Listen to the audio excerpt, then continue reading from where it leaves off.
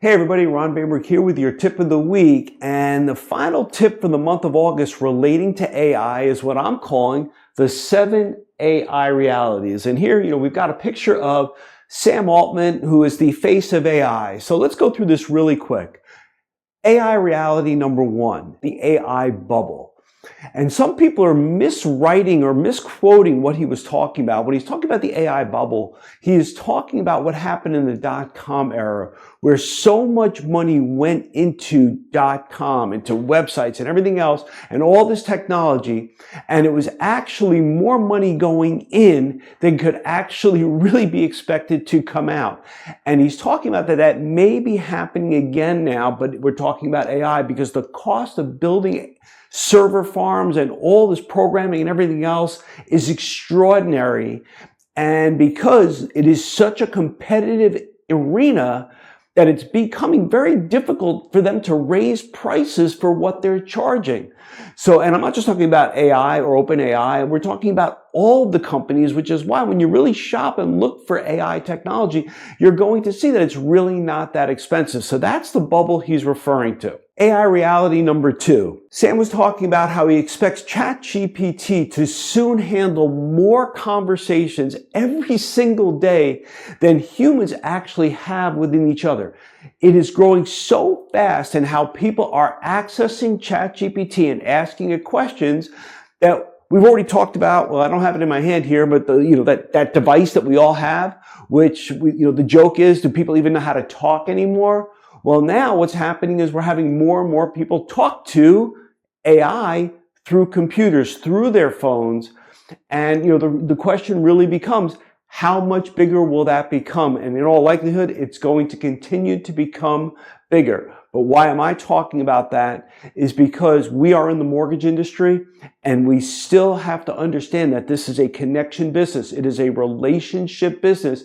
No matter how many times people try to get away from it, we keep coming back to the emotions that are involved with mortgage financing, with buying a house, with saving money, and looking at someone's overall financial picture. And that is requiring conversations, not really with AI, but with you and I as human beings. That is my belief. It's a very strong belief. It's my conviction because over time we have seen that human engagement is necessary the more emotional a decision is. Piggybacking on number 2 is number 3, which is when OpenAI launched ChatGPT 5, there was a lot of pushback on it that the way it was communicating had changed. It almost became where it appeared even more artificial in the way it was communicating. And there was a huge backlash to ChatGPT 5 that they actually had to give users the option to roll back to version 4 if they wanted to. So the point that I'm making is that we can be making advancements in technology, in AI, but as I was just talking about, the human element, if the system is not going to be able to communicate in a way that we feel comfortable, it's going to actually drive people away. For the longest time, people have been talking about AGI, which is artificial general intelligence. This was the AI that is supposed to think and really act as if human beings act. And what they have found is, and it's interesting, last year some people were saying we were 10 years away, some people were saying it'll never happen, and some people were saying we're less than a year away of creating artificial general intelligence.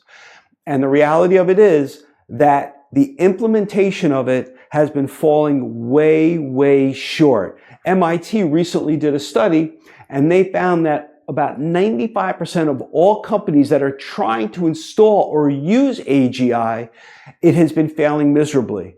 And the reason why it's been failing miserably is because AGI is not at the point where it can really communicate like human beings. So it's almost kind of like a misnomer in how they're talking about AGI because the chips, which are called neomorphic chips, haven't even really fully evolved, which is what AGI is going to need in order to function. So there's a lot of stuff going on here. There's a lot of failures that a lot of people don't talk about. All they talk about is how it's going to replace mankind. It's going to replace everybody's jobs or what have you. And the truth of the matter is when you really dig into it and look at it, it's really a tool to help us do more. There are certain industries that will be replaced, or individuals that may be replaced within certain industries. But currently in the mortgage industry, we're using it to improve efficiencies and what have you. You as an originator, if that's who you are watching this tip, you want to be looking at AI and how it's going to make you more efficient, how it's going to help you get things done faster, but it's still going to keep coming back to you're dealing with human beings and we're dealing with an emotional transaction, and that requires your engagement, and that's going to be your competitive advantage versus all the people that are trying to go automated and really negate that human interaction. That's my own personal opinion, my own personal belief, and what I will show you is within the industry, the top producers, the vast majority of top producers are the ones that are having either themselves or their teams engage independently or personally with their clients, with their referral partners. And we've got to keep that in our head, that AGI or even just regular AI is not anywhere near being able to do that, and we don't know if it's ever going to happen. What this leads me to now is AI reality number 5, which really proves the point that I've been making. Some of you may have been watching and already disagreeing with me, but Sam Altman said, he suggests that AI won't change fundamental human drives. Fundamental human drives are the things that make us tick. The emotion that we feel, the emotion that we need in order to be human. Either the need to avoid pain or the desire to gain pleasure. These are human drivers that are not changing, and AI has to fit into that mold. And truth of the matter is, in some cases it's working, but in many cases it's not, which is why there is still this big disconnect between what AI can make you feel versus what another human being can. So don't just take it from me. This is Sam Altman's quote where he's talking about that human drives, human behaviors are not going to change because of AI. Now, in fairness, does he know everything and does he know all things? The answer is no.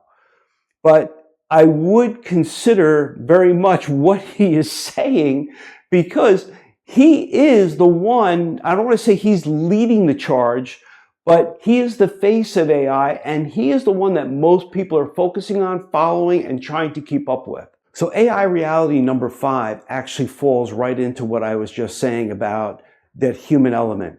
Even Sam Altman talks about it. Again, I'm not going to say that Sam Altman is always right and knows everything, but he is a voice to listen to.